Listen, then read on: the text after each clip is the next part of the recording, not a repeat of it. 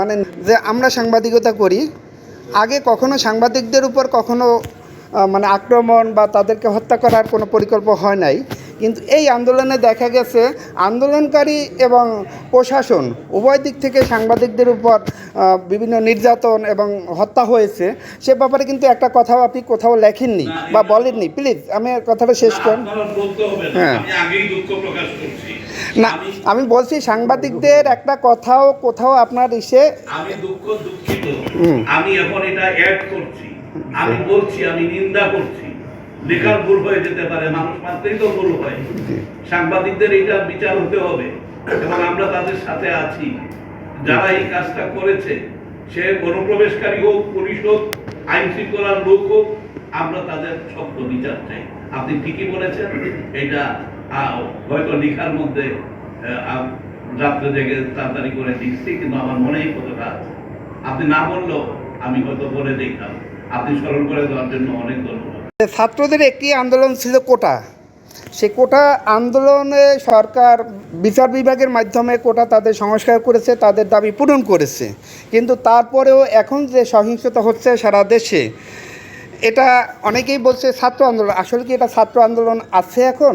ছাত্রদের বয়স ৮০-৮৫ বছর আমার জানা মতো নাই, নাইকি স্কুল ছাড়া। আপনারাই তো দেখতেছেন।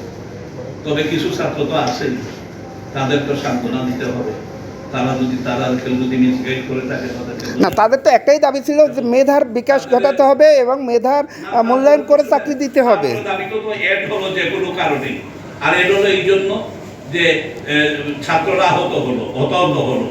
শুধুমাত্র অনুপ্রবেশকারী করে নাই, তাদের সাথে আলাপ করতে দেরি করা হলো। সবকিছু মিলিয়ে তাদের মধ্যে একটা ক্ষোভ আছে, দুঃখ আছে। আমি বিশ্বাস করি না তাড়াতাড়ি মীমাংসা হয়ে যাবে। আপনার কাছে আমার একটি প্রশ্ন, আমরা দেখেছি ছাত্রদেরকে বিশেষ করে পুলিশ গুলি করেছে, কিন্তু আপনি এখন পর্যন্ত দেখেননি যে কোনো পুলিশ গুলি করেছে। এই বিষয়ে আপনি কি বলবেন? এবং এখন পর্যন্ত কোনো পুলিশকে গ্রেফতার করতে আমরা দেখিনি, সেই বিষয়ে আপনার মতামত?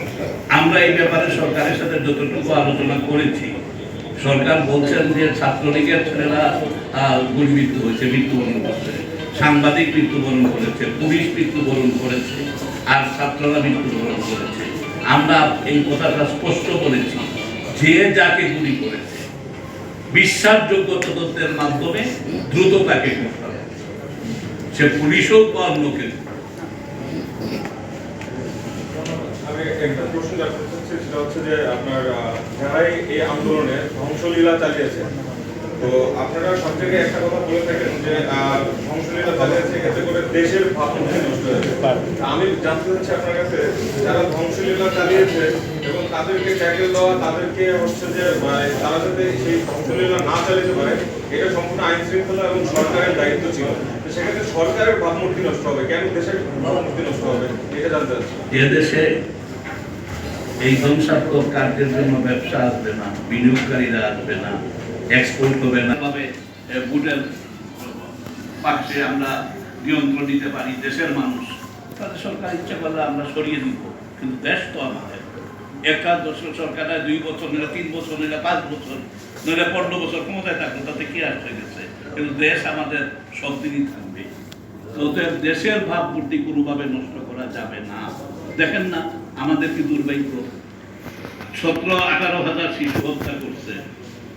জাতিসংঘে এখন পর্যন্ত সুস্পষ্টভাবে নেতানিয়াহুকে একটি কথা বলতে পারবো না। আমেরিকার কংগ্রেসে গিয়ে ভাষণ দিল, বললো বর্বরদের সাথে সভ্যতার লড়াই চলছে, আর সবাই করতালি দিল।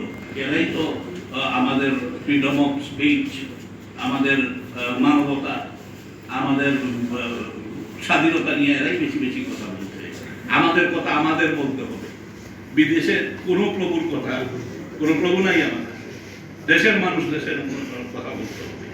যে অন্যায় করেছে তার শাস্তি হবে।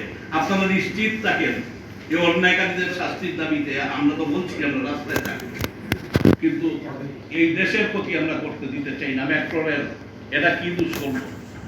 আজকের বুদ্ধিজীবী আর এখানে যাইতে কত দেরি, কি দুষ্কর্ম?